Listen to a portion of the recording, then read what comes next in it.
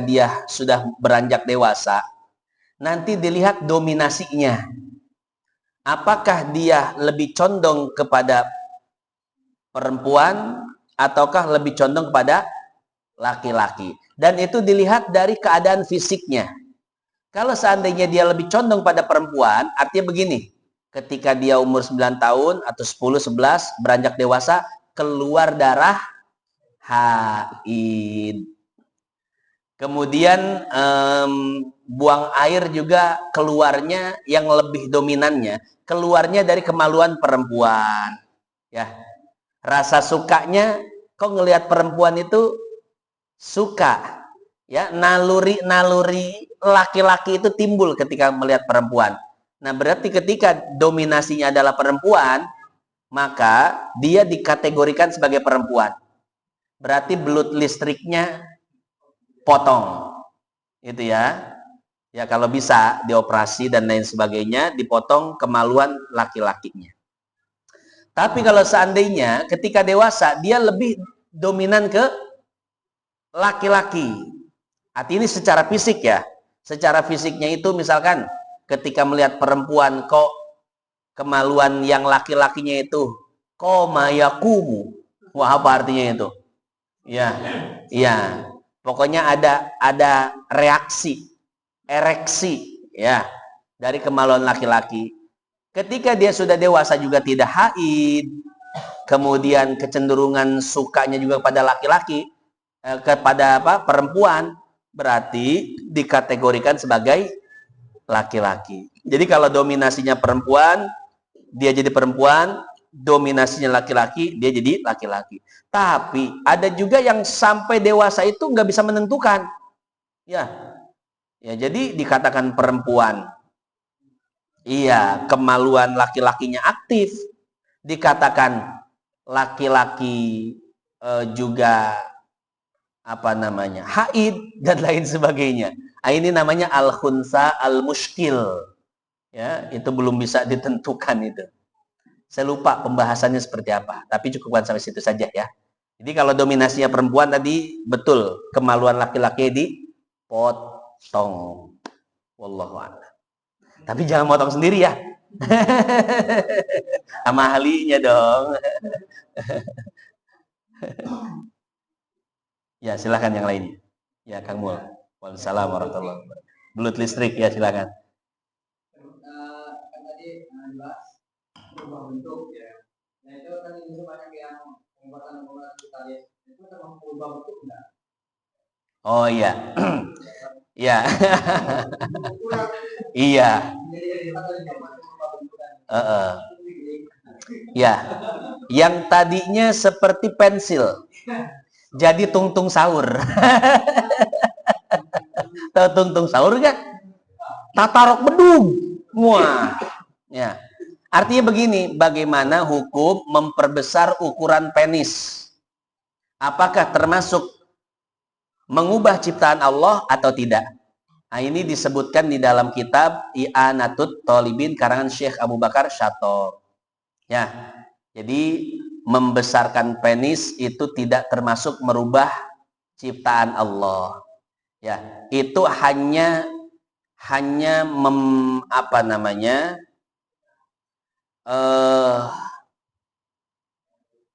bukan merubah tapi memperbagus ya.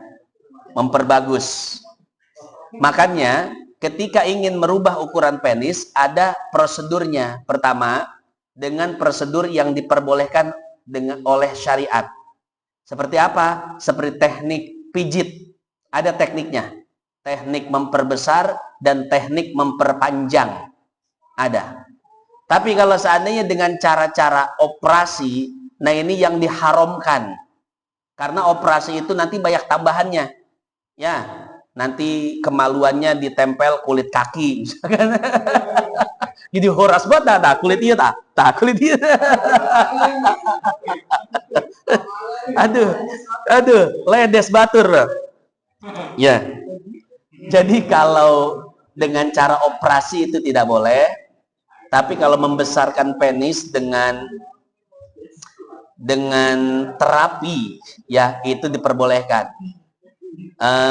Orang Sudan itu punya metodenya.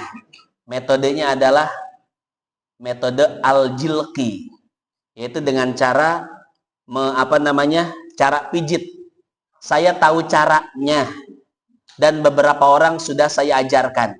Ya, ternyata ini efektif sekali untuk membina keromantisan rumah tangga. Banyak orang yang rumah tangganya itu tidak romantis karena hubungan ranjangnya tidak baik.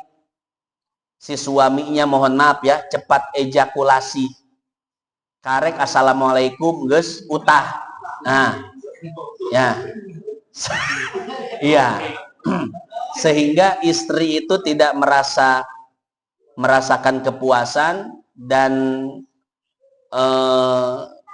jadi nggak apa-apa agak jorok dikit ya, karena banyak orang yang punya masalah ini. Nanti yang punya masalah silakan hubungi manajer saya, Oto ya. Ya, saya punya solusinya. Beberapa orang yang mengadukan hal seperti itu, saya ajarkan. Dan ini secara alamiah, ilmiah. Saya baca bukunya karangan orang Cina. Di pembukaan buku itu dia mengatakan, banyak orang yang menyembunyikan metode seperti ini. Karena apa? Karena agar dagangan obat kuatnya laku. Jadi di dunia farmasi, dunia obat-obatan, mereka tahu metode seperti ini, tapi sengaja ditutup-tutupi agar obat kuat mereka itu laku. Padahal kata beliau, pengarang buku ini, manusia itu tidak perlu mengkonsumsi obat kuat, sudah bisa menjadi kuat dengan cara-cara dan metode pijit seperti ini. Nah, dijelaskan cara mijitnya seperti apa, waktunya kapan. Karena yang namanya kemaluan laki-laki itu seperti otot. Otot ketika dilatih dengan push up, maka otot itu akan menjadi kuat. Betul nggak? Beda sama otot yang nggak pernah push up. Kita push up 10 kali genggus. Ya, lelah, jomprang. Tapi otot yang selalu dilatih untuk push up, satu kali push up bisa sampai 300 push up. Nggak berhenti-berhenti. Nah, sama dengan kemaluan laki-laki. Kemaluan laki-laki yang cepat ejakulasi seperti yang saya sebutkan tadi, assalamualaikum utah. Itu karena di dalam testosteronnya itu kekurangan darah. Jadi kemaluan laki-laki ada nama satu apa tuh namanya? Testosteron. Itu kurang darah. Bagaimana cara agar kemaluannya ini menjadi kuat, ereksinya keras, lama, ejakulasinya lama? Itu ada caranya, dengan cara mengalirkan darah ke area-area tertentu. Ada tekniknya, ada caranya. Itu seperti push up, kata pengarang buku ini. Nanti jadi kuat, strong. Ya, ereksinya kuat, ejakulasinya lama. Nah, jadi seperti itu. Ya. Ini ngaji fikih apa ngaji apa sih ya? Pokoknya berkaitan dengan fikih ini ya. Nah, itu menu pertama, sekedar memperkuat performa hubungan badan. Yang kedua ada lagi menunya, memperpanjang dan memperbesar. Nah, kalau ditanya bagaimana caranya, saya nggak mau ngasih tahu di sini, maksudnya nggak di sini. Ya, tapi bagaimana hukumnya? Hukumnya boleh. Bapak mengkonsumsi obat-obatan yang tidak berbahaya ya, seperti herbal untuk kekuatan hubungan badan, boleh, Pak. Ya. Jadi segala sesuatu yang bisa membuat rumah tangga romantis, dua-duanya merasa terpuaskan, maka lil wasail hukmul maqasid. Perantara adalah hukum tujuan. Ya. Tujuannya apa? Untuk membuat rumah tangga romantis, maka semua yang membuat rumah tangga romantis itu disunahkan. Mulai dari memperkuat ereksi, memperlama ejakulasi, latihan mengkonsumsi herbal, itu semua disunahkan. Tujuannya apa? Untuk keromantisan, sakinah, mawaddah, warohmah rumah tangga. Karena kasihan istri, Pak, kasihan. Kalau bapaknya lemah, istri kalau dia solehah, dia akan menanggung rasa sakit itu. Ya aingah, geus kaluar di waes ya.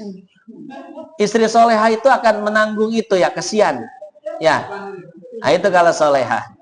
Tapi kalau nggak soleha, Pak, istrinya bisa selingkuh. Hati bang kaca bak seetik gengges, olah bejena. Dia cari yang lain. Wah, kok saya kuat ya. Kalau nggak soleha begitu, Pak, konsekuensinya. Ya. Maka ya jangan mementingkan perut doang. Di bawah perut latih olahraga. Ya, konsumsi makanan-makanan sehat dilatih. Ada latihannya. Wallahu a'lam. Kadang lo batu ngawe, ya kadang ya. Terbukti Pak, ada orang yang udah impoten. Yang impoten, umurnya belum terlalu tua, belum 50, impoten. Bilang sama saya, Tat, saya impoten. Gimana ya? Coba ikhtiar pakai itu. Ikhtiar pakai pijitan itu, dia sabar. Akhirnya apa? Akhirnya setelah pakai metode itu dia ada reaksi. Walaupun nggak full ya ereksinya. Ya walaupun cuma setengah ngangkatnya. Tapi ada perkembangan. Tuh. Ya, tadi mungkin karena kemaluan itu nggak sehat, kurang darah, ini makannya nggak benar, pola tidur, itu nanti ada harus dirubah dari pola makan, pola tidur. Ya dirubah juga gaya hidupnya, pakai pijitan itu mantap.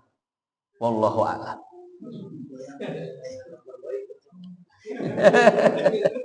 Boy ke syariah ya.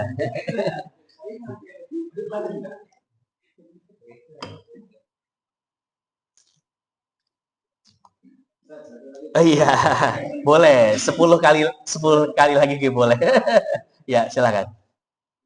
Ketika kita suami pun boleh diawali sama istri. Iya. Ketika kita pemanasan, kita boleh nggak? Apa tuh? Iya boleh nggak Pak? Oh iya. Iya. Jadi onani dengan tangan sendiri hukumnya haram. Sesuai dengan firman Allah Subhanahu wa taala, "Famani btago awaro adzalika faulaika humul adun." Boleh beristimta, bersenang-senang. Onani itu oleh tangan istri atau tangan budak pribadi. Itu zaman dulu budak ya, sekarang udah nggak ada budak. Jadi bolehnya sama tangan istri saja. Sama tangan sendiri nggak boleh. La'anallahu man nakaha yadahu. Barang si Allah melaknat orang yang menikahi tangannya sendiri. Apa yang dimaksud menikahi tangannya sendiri? Paham ya? Onani. Jadi onani dengan tangan sendiri haram. Tapi onani dengan tangan istri hukumnya artinya ketika pemanasan istri mengonanikan suami boleh. Pertanyaan sebaliknya. Bagaimana suami mengonanikan istri? Apakah boleh?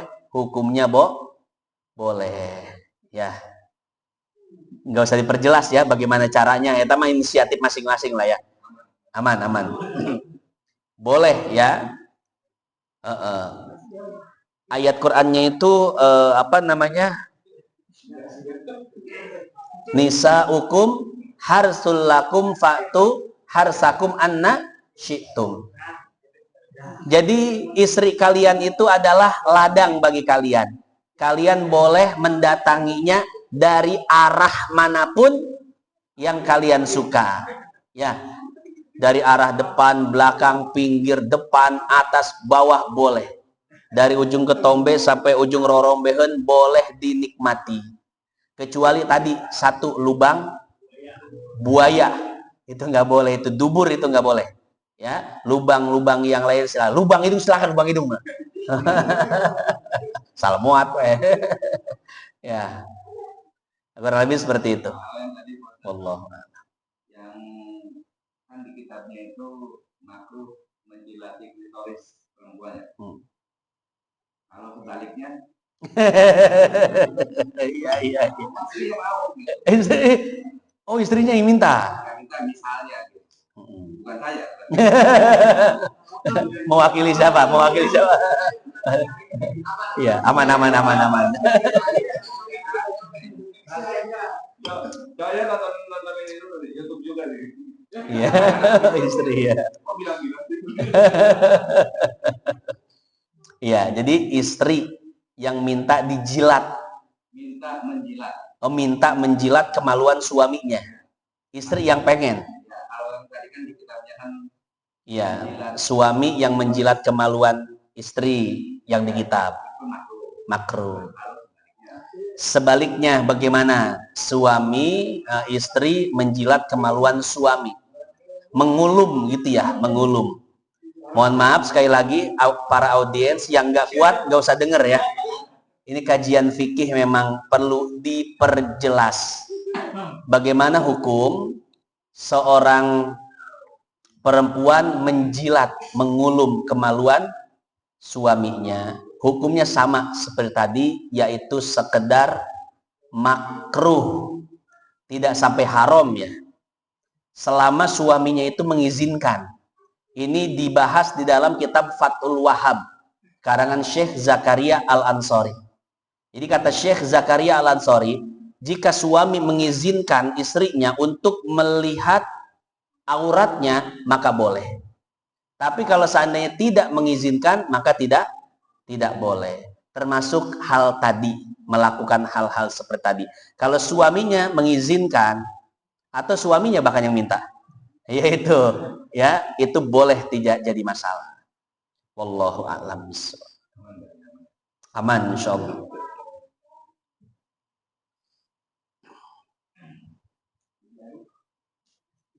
Ya.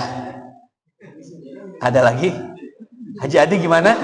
Mau dilanjutkan tadi? Iya, iya. Onani kan boleh nih. Ya. Kan kira-kiranya urut tuh kan. Kan diurut kan tangan sendiri tuh. Iya. Keluar gitu. Kayak bisa kan. Iya. Jadi onani itu sakalian gitu, sakaliannya, sakalian. Iya. Awalnya rapi. Iya. Oh, iya, iya. Apakah termasuk onani? Iya. Iya. Iya. Jadi onani itu bahasa Arabnya al-istimna. Tolabul mani. Artinya apa? Sengaja ingin mengeluarkan sperma.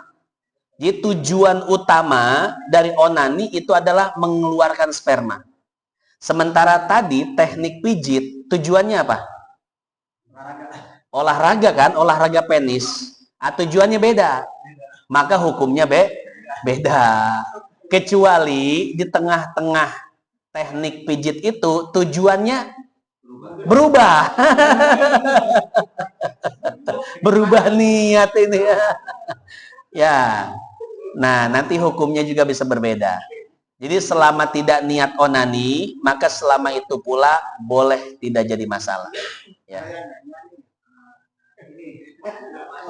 Orang apa Pak Haji? Oh, bukan. Pengantin baru nih ya. Oh, pengantin baru. Baru hujannya.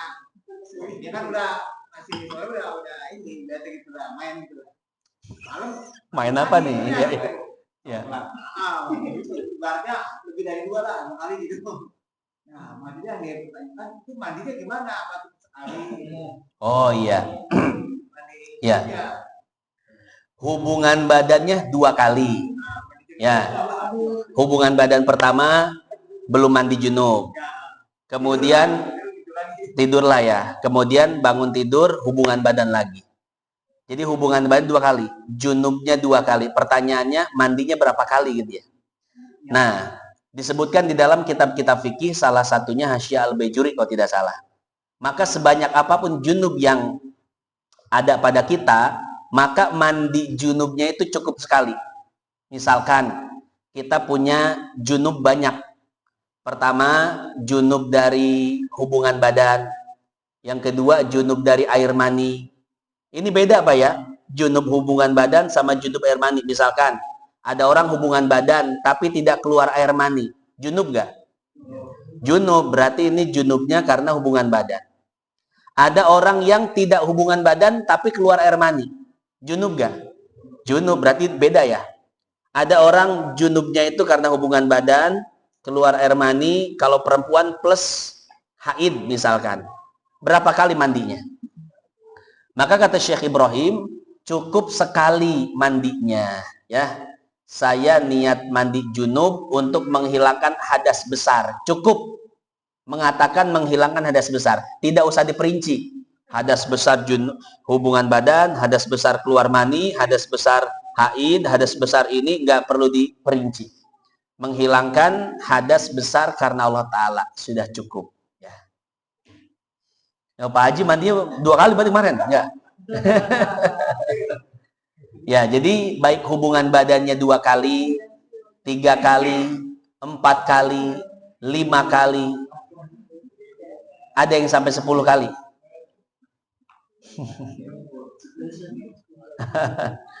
Ya, itu tetap mandi junubnya satu kali. Ya, kurang lebih seperti itu. Wallahu a'lam bishawab. Makin malam makin hot ini. Ya. Kita lanjut sambil makan ya. Hadirin jamaah yang dimuliakan Allah, itulah pembahasan fikih kita. Sekali lagi disclaimer ya, saya garis bawahi, memang pembahasan dalam fikih itu harus jelas. Harus dibuka dulu lubangnya oleh yang mengajarkan. Ya, yang ngajarnya harus mulai duluan jorok. Biar jamaah itu tidak ragu-ragu ketika ingin bertanya hukum yang jorok-jorok. Karena kalau gurunya itu berwibawa, nggak jorok, jamaah saya yakin nggak ada yang berani nanyain jorok-jorok. Padahal itu penting dan itu jadi keseharian, betul nggak? Tuh. Nah, maka semangat banget saya tahu nyebut betulnya. Aing deui sih cenah. Mohon maaf ya. Kalau ada kata-kata yang kurang berkenan, kata-kata yang jorok, karena inilah tugas seorang pengajar fikih, kudu vulgar. Cuman walaupun saya menjelaskan tadi, ini boleh, itu sekedar hukum.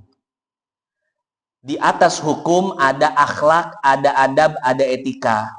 Walaupun saya menjelaskan tadi, hukum menjilat kemaluan, istri mengulum kemaluan suami, dan hukum-hukum yang lainnya, tetap kita dahulukan adab dan etika ketika hubungan badan. Apa adab etikanya? Kata Sayyidah Aisyah dalam Sahih Bukhari, ma ra'aitu minhu wala ra'a minni. Ketika aku berhubungan dengan Rasulullah, aku tidak pernah melihat kemaluan Rasul, Rasul pun tidak pernah melihat kemaluanku. Ya, itu yang harus kita amalkan. Baiklah, kita tutup dengan Ummul Quran Suratul Fatihah. Mudah-mudahan yang sedikit ini bisa bermanfaat. Jadi tabungan kita di akhirat. Mudah-mudahan Allah ampuni dosa-dosa kita, diistiqomahkan ibadah kita sampai kita semua wafat dalam keadaan husnul khotimah ala hadhihi